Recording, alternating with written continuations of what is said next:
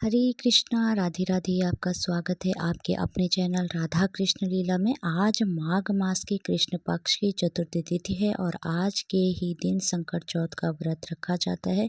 कुछ स्थानों पर इसे तिल चौथ भी कहते हैं। यह चौथ साल की सबसे बड़ी चौथ मानी जाती है। इस दिन भगवान श्री गणेश जी की आराधना सौभाग्य प्रदान करने वाली होती है। आज के दिन भगवान गणेश और माता पार्वती की पूजा करने से तथा व्रत को सुनने से संतान के ऊपर आने वाली सभी कष्ट शीघ्र ही अतिशीघ्र दूर हो जाते हैं तथा संतान की दीर्घ आयु होती है। भगवान शिव जी ने गणेश जी को आशीर्वाद दिया था कि चतुर्थी के दिन जो तुम्हारा पूजन करेगा और रात्रि में चंद्रमा को अर्घ देगा तो उसको सभी दुखों से मुक्ति मिलेगी और सभी प्रकार के सुखों की प्राप्ति होगी। तो आज मैं आपको सुना रही हूँ संकट चौथ की कथा। तो आप लोग बड़ी ही श्रद्धा और प्रसन्नचित मन से भगवान श्री लक्ष्मी नारायण जी के चरणों का ध्यान करते हुए इन कथा को अवश्य सुनिए।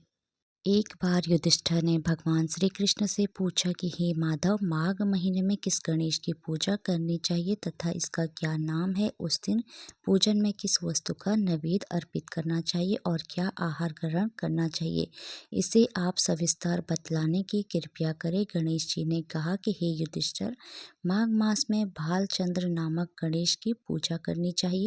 इनका पूजन सोणोपचार विधि से करना चाहिए। इस दिन तिल के 10 लड्डू बना ले, 5 लड्डू देवता को चढ़ावे और शेष 5 ब्राह्मण को दान देवे। ब्राह्मण की पूजा भक्तिपूर्वक करके उन्हें दक्षिणा देने के बाद उन 5 लड्डुओं को उन्हें प्रदान कर दे। हे धर्मराज युधिष्ठिर, तिल के 10 लड्डुओं का स्वयं आहार करे। इस संबंध में आपको राजा हरिश्चंद्र का वृतांत सुनाता हूँ। सतयुग में हरिश्चंद्र नामक एक प्रतापी राजा हुए थे। वे सरल स्वभाव, सत्यनिष्ठ और विद्वान ब्राह्मणों के पूजक थे। हे देवी, उनके शासन काल में अधर्म नाम की कोई वस्तु नहीं थी। उनके राज्य में कोई अपाहिज, दरिद्र या दुखी नहीं था। सभी लोग अधिक व्याधि से रहते एवं दीर्घ आयु होते थे।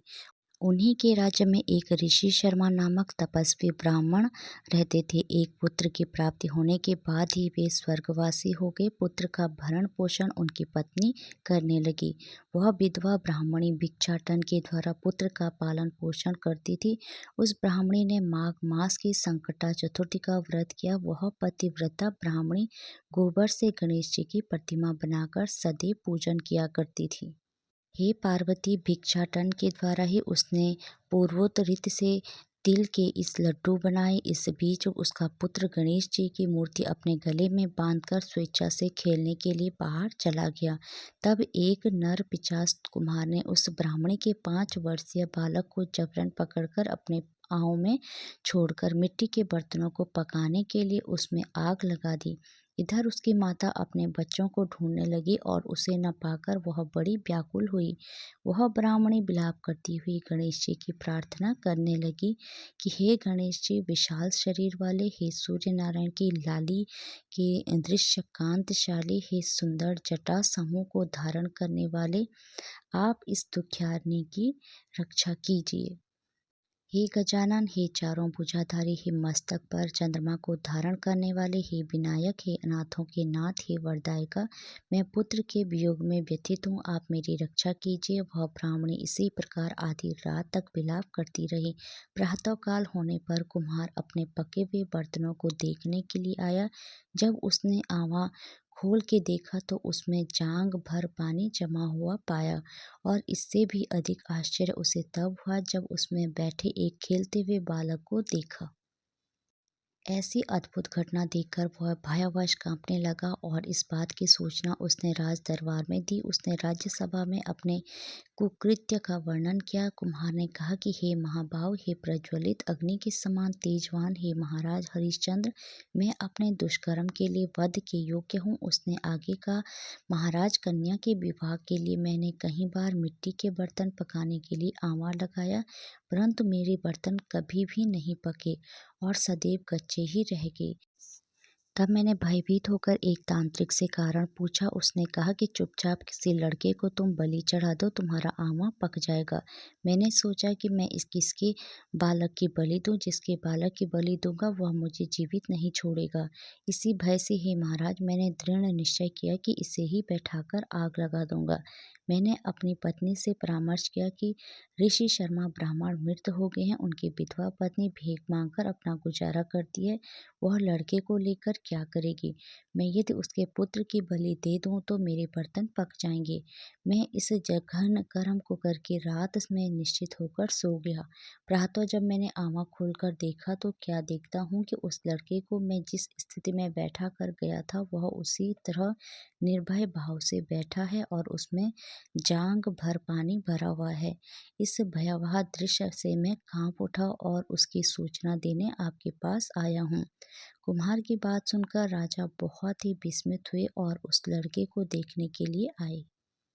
बालक को प्रसन्नतापूर्वक खेलते देखकर मंत्री से राजा ने कहा कि यह क्या बात है, यह किसका लड़का है, इस बात का पता लगाओ। इस आंवले में जांघ भर जल कहाँ से आया, इसमें कमल के फूल कहाँ से खिले, इस दरिद्र कुम्हार के आंवले में वैदूर्य मणि के समान हरी हरी धूप कहाँ से उग आई। बालक को तो न आग की जलन हुई, ना तो इसे भूख प्यास ही है। यह आंवले में भी वैसा ही खेल रहा है मानो अपने घर में खेल रहा हो। राजा इस तरह की बात कह ही रहे थे कि वह ब्राह्मणी वहां बिलखती हुई आ पहुंची और कुम्हार को कोसने लगी कि जिस प्रकार गाय अपने बछड़े को धिक्कर रंभाती है, ठीक वही अवस्था उस बुढ़िया की थी। वह बुढ़िया बालक को गोद में लेकर प्यार करने लगी और कांपती हुई राजा के सामने बैठ गई। राजा हरिश्चंद्र ने पूछा कि ब्राह्मणी, इस बालक के न जलने का क्या कारण है। क्या तू कोई जादू जानती है अथवा तूने कोई धर्म आचरण किया है जिसके कारण बच्चे को आंच तक नहीं आई। राजा की बात सुनकर ब्राह्मणी ने कहा कि हे महाराज, मैं कोई जादू नहीं जानती और न ही तो कोई धर्म आचरण, तपस्या, योग, दान आदि की प्रक्रिया की जानती हूँ। हे राजन, मैं तो संकटनाशक गणेश चतुर्थी का व्रत करती हूँ। उसी व्रत के प्रभाव से मेरा पुत्र जीता जागता बच गया। ब्राह्मणी की बात सुनकर राजा ने कहा कि मेरे राज्य की संपूर्ण जनता इस संकटनाशक गणेश का व्रत करे, इसमें मेरी पूर्ण सहमति है। राजा उसकी परिक्रमा करते हुए कहा कि हे पतिव्रते, तू धन्य है। राजा ने संपूर्ण नगरवासियों को गणेश जी का व्रत करने का आदेश दिया। इस आश्चर्यजनक घटना के कारण सभी लोग उस दिन से प्रत्येक मास की गणेश चतुर्थी का व्रत करने लगे। इस व्रत के प्रभाव से ब्राह्मणी ने अपने पुत्र के जीवन को पुनः पाया था। इतना कहने के बाद श्री कृष्ण ने कहा कि हे युधिष्ठिर, आप भी इस सर्वोत्तम व्रत को कीजिए। इस व्रत के प्रभाव से आपकी सभी मनोकामनाएं पूर्ण होंगी। आप मित्रों, पुत्रों और पौत्रों को सुख देने वाले साम्राज्य को प्राप्त करेंगे। हे महाराज, जो लोग इस व्रत को करेंगे उन्हें पूर्ण सफलता मिलेगी। भगवान कृष्ण की बात से युधिष्ठिर बहुत प्रसन्न हुए और माघ कृष्ण गणेश चतुर्थी का व्रत करके निष्कष्ट राज्य भोगने लगे। अब आइए माघ मास संकष्टी चतुर्थी की दूसरी कथा का रसपान करते हैं। एक शहर में देवरानी जेठानी रहती थी। जेठानी अमीर थी और देवरानी गरीब थी। देवरानी गणेश जी की भक्ति थी। देवरानी का पति जंगल से लकड़ी काट कर बेचता था और अक्सर बीमार रहता था। देवरानी जेठानी के घर का सारा काम करती और बदले में जेठानी बचा हुआ खाना, पुराने कपड़े आदि उसको दे देती थी। इसी से देवरानी का परिवार चल रहा था। माघ महीने में देवरानी ने तिल चौथ का व्रत किया। 5 रुपए का तिल व गुड़ लाकर तिलकुटा बनाया। पूजा करके तिल चौथ की कथा अर्थात तिल चौथ की कहानी सुनी और तिलकुटा छीके में रख दिया और सोचा कि चांद उगने पर पहले तिलकुटा खाएगी और उसके बाद ही कुछ खाएगी। कथा सुनकर वह जेठानी के यहाँ चली गई। खाना बनाकर जेठानी के बच्चों से खाना खाने को कहा तो बच्चे बोले, माँ ने व्रत किया है और माँ भूखी है। जब माँ खाना खाएगी तब हम खाना खाएंगे।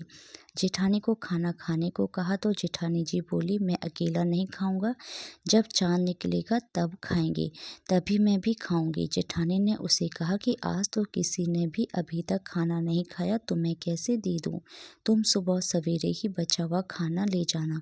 देवरानी के घर पर पति बच्चे सब आस लगाए बैठे थे कि आज तो त्योहार है, इसलिए कुछ पकवान आदि खाने को मिलेगा। परंतु जब बच्चों को पता चला कि आज तो रोटी भी नहीं मिलेगी तो बच्चे रोने लगे।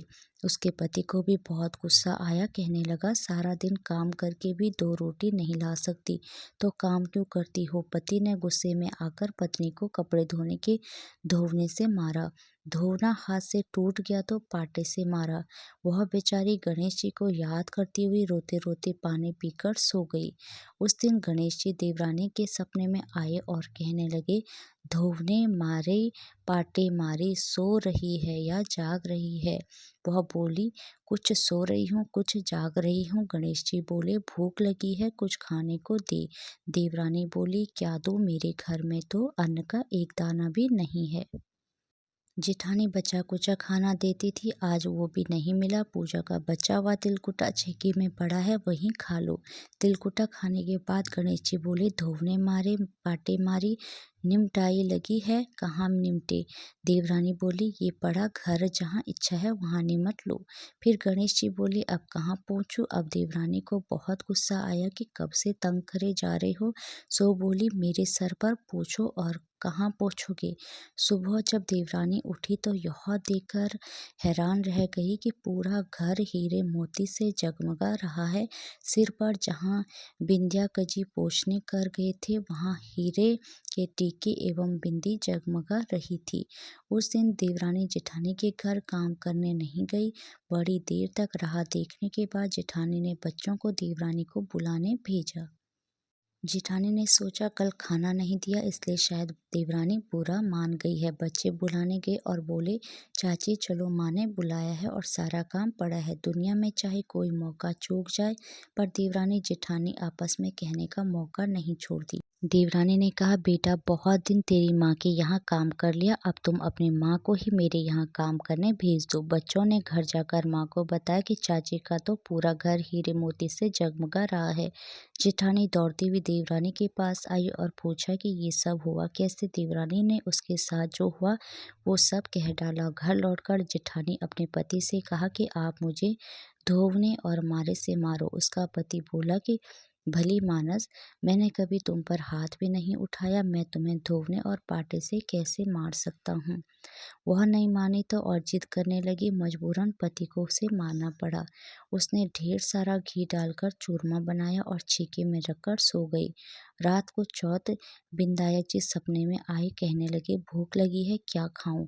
जेठानी ने कहा, हे गणेश जी महाराज, मेरी देवरानी के यहाँ तो आपने सूखा चोटी पर तिलकुटा खाया था, मैंने तो झरते घी का चूरमा बनाकर आपके लिए छीके पे रखा है। फल और मेवे भी रखे हैं, जो चाहे खा लीजिए। गणेश जी बोले, अब निपटे कहाँ? जेठानी बोली, उसके यहाँ तो टूटी फूटी झोपड़ी थी, मेरे यहाँ तो कंचन के महल हैं, जहाँ चाहो निपटो। फिर गणेश जी ने पूछा, अब पहुँचो कहाँ? जेठानी बोली, मेरे ललाट पर बड़ी सी बिंदी लगाकर पहुँच लो। धन की भूखी जेठानी सुबह बहुत जल्दी उठ गई। सोचा घर हीरे जवाहरात से भर चुका होगा, पर देखा तो पूरे घर में गंदगी फैली हुई थी। बहुत तेज बदबू आ रही थी, उसके सर पर भी बहुत सी गंदगी लगी हुई थी। उसने कहा, हे गणेश जी महाराज, ये आपने क्या किया? मुझसे रूठे और देवरानी पर टूटे। जेठानी ने घर की सफाई करने की बहुत कोशिश की, परंतु गंदगी और ज़्यादा फैलती गई। जेठानी के पति को मालूम चला तो वह भी बहुत गुस्सा हुआ और बोला, तेरे पास इतना सब कुछ था, फिर भी तेरा मन नहीं भरा। परेशान होकर चौथ के गणेश जी से मदद की विनती करने लगे। गणेश जी ने कहा, देवरानी से जलन के कारण तू जो किया था वह उसी का फल है। अब तू अपने धन में से आधा उसे देगी, तभी वह साफ होगा। उसने आधा धन बांट दिया, किंतु मोहरों की एक हांडी चूल्हे के नीचे गाड़ रखी थी। उसने सोचा किसी को पता नहीं चलेगा और उसने उस धन को नहीं बांटा। उसने कहा, हे चौथ विनायक जी, अब तो अपना यह बिखरावा समेटो। गणेश जी बोले, पहले चूल्हे के नीचे गड़ी हुई मोहरों की हांडी सहित ताक में रख दो। सुई की भी बात कर। इस प्रकार विनायक जी ने सुई जैसी छोटी सी चीज का भी बंटवारा करवाया। अपनी माया समेटी। हे गणेश जी महाराज, जैसे आपने देवरानी पर कृपा करी वैसी सब पर करना। कहानी कहने वाले, सुनने वाले व हुंकार भरने वाले सब पर कृपा करना, किंतु जेठानी को जैसी सजा दी वैसी किसी को मत देना। बोलो गणेश जी महाराज की जय। चौथ माता की जय। आइए अब बड़े ही प्रेम से चौथ माता की कथा को सुनते हैं। आज के दिन चौथ माता की कथा को सुनने से ही व्रत संपूर्ण होता है तथा समस्त मनोकामनाएं पूर्ण होती हैं। एक नगर में एक बुढ़िया माँ रहती थी। वह अपने बेटे की सलामती के लिए 12 महीनों की चौथ का व्रत करती थी। हर चौथ को पंसारी से थोड़ा सा गुड़ और घी लाकर 4 लड्डू बनाती थी। एक बेटे को देती थी, एक से पूजा करती थी, एक हथका के लिए निकालती थी और एक चांद उगने पर खुद खा लेती थी। एक बार उसका बेटा ताई से मिलने गया। ताई ने विसाखी चौथ का व्रत रखा था। ताई से पूछा, माँ तो 12 चौथ रखती है। ताई बोली, तेरी माँ तेरी कमाई से तरमाल खाने के लिए 12 चौथ रखती है। तू परदेश जाए तो वह एक भी चौथ नहीं करेगी। लड़के को लगा ताई सच कह रही है। घर आकर माँ से कहा, मैं परदेश जा रहा हूँ, यहाँ तू मेरी कमाई खाने पीने में ही उड़ा देती है। माँ ने समझाकर उसे रोकना चाहा पर बेटा नहीं माना। माँ ने उसे साथ ले जाने के लिए चौथ माता की आंखें दी और कहा, मुसीबत में यह आंखें तेरी मदद करेंगी। वह आंखें लेकर रवाना हो गया। घूमते हुए एक नगर में पहुंचा। उसने देखा एक बूढ़ी माँ रोती जा रही है और पोहा बनाते जा रही है। उसने कारण पूछा तो बूढ़ी माँ ने कहा, बेटा इस नगर की पहाड़ी पर एक दैत्य रहता है। पहले वह नगर में आकर कहीं लोगों को खाने के लिए मार देता था। अब राजा हर घर से एक आदमी दैत्य के पास भेजता है और आज मेरा बेटे की बारी है, इसलिए मैं रो रही हूँ और उसी के लिए पोहे बना रही हूँ। वह बोला, तू पोहे मुझे खिला दे, तेरे बेटे की जगह मैं चला जाता हूँ। बूढ़ी माँ ने खीर पोहे उसे खिला दिए। खा पीकर वह सो गया। रात को राजा के सैनिक आए तो बूढ़ी माँ ने उसे भेज दिया। दैत्य के सामने पहुंचने पर उसने चौथ माता की आंखें दैत्य की तरफ फेंक कर कहा, हे चौथ माता, यदि मेरी माँ मेरी सलामती के लिए व्रत करती है तो दैत्य का सिर कट गिर जाए। फिर तुरंत दैत्य का सिर कट गया। लड़का वापस आ गया। राजा ने उसे उपहार देकर विदा किया। चलते चलते वह एक दूसरे राजा के नगर में पहुंचा। इस राज्य में आंवला तभी पकता था जब एक इंसान की बलि दी जाती थी। सिपाहियों ने उसे पकड़कर आंवले में चुन दिया। लड़के ने चौथ माता की आंखें आंवले में डाला और कहा, हे चौथ माता, यदि मेरी माँ मेरे लिए व्रत करती है तो आंवला मेरी बलि के लिए बिना ही झट से पक जाए। ऐसा कहते ही आंवला तुरंत पक गया। आंवले में से मिट्टी की जगह सोने चांदी के बर्तन निकले। अंदर से लड़का बोला, बर्तन धीरे धीरे निकलना, कहीं मुझे लग न जाए। राजा ने उसे निकलवाया और पूछा, इस आंवले से तुम बच कैसे गए? लड़के ने बताया कि उसकी माँ चौथ माता का व्रत करती है। व्रत के कारण ही वह बच पाया है। राजा को तब विश्वास नहीं हुआ। उसने एक चांदी की सुराही मंगवाई और कहा कि सुराही की नली से निकल कर दिखाओ, तभी मुझे विश्वास होगा। लड़के ने चौथ माता को याद करके आंखें सुराही में डाल दिया और कहा, मैं भंवरा बनूं, सुराही से निकलूं। लड़का तुरंत भंवरा बनकर सुराही से निकल गया।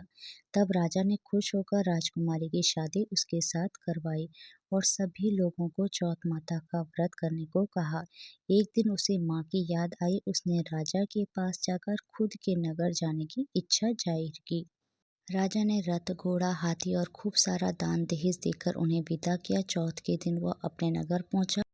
वह अकेला पंसारी के यहाँ पर माँ का इंतजार करने लगा। सोचा, चौथ है तो माँ यहाँ जरूर आएगी। थोड़ी देर बाद लकड़ी टेकती हुई माँ आती दिखी। उसकी माँ की आंखों में जाले आने के कारण दिखना कम हो गया था। लड़के ने जानबूझकर उस स्त्री के बेटे को अपशब्द कहने लगा। माँ ने उसे नहीं पहचाना और कहने लगी, भैया मुझे चाहे कितनी गाली दे दो पर मेरे बेटे को कुछ मत कहना। यह सुनते ही बेटा माँ के चरणों में गिर पड़ा और कहा, माँ मैं तेरा ही बेटा हूँ, मुझे माफ कर दो। तब माँ ने उसे गले से लगा लिया। नगर के लोगों ने विश्वास नहीं किया कि वह उसी का बेटा है। बूढ़ी माँ ने चौथ माता को याद करके कहा, हे चौथ माता, यदि मैं अपने बेटे के लिए व्रत करती हूँ तो मेरे स्तन में दूध भर जाए और उसकी धार मेरे बेटे के मुख में गिरे। माँ के स्तनों से दूध की धार निकलकर बेटे के मुंह में गिरने लगी। लोग चौथ माता की जय जयकार करने लगे। उस नगर के सभी लोग चौथ माता का व्रत करने लगे। हे चौथ माता, जैसा बूढ़ी माँ और उसके बेटे की सहायता की वैसी हमारी भी करना। कहानी कहने, सुनने और हुंकार भरने वालों पर अपनी कृपा हमेशा बनाए रखना। बोलिए चौथ माता की जय। हरे कृष्णा, राधे राधे। भगवान श्री कृष्ण और राधा रानी की कृपा आप सभी भक्तों पर हमेशा बनी रही। जय श्री राधे।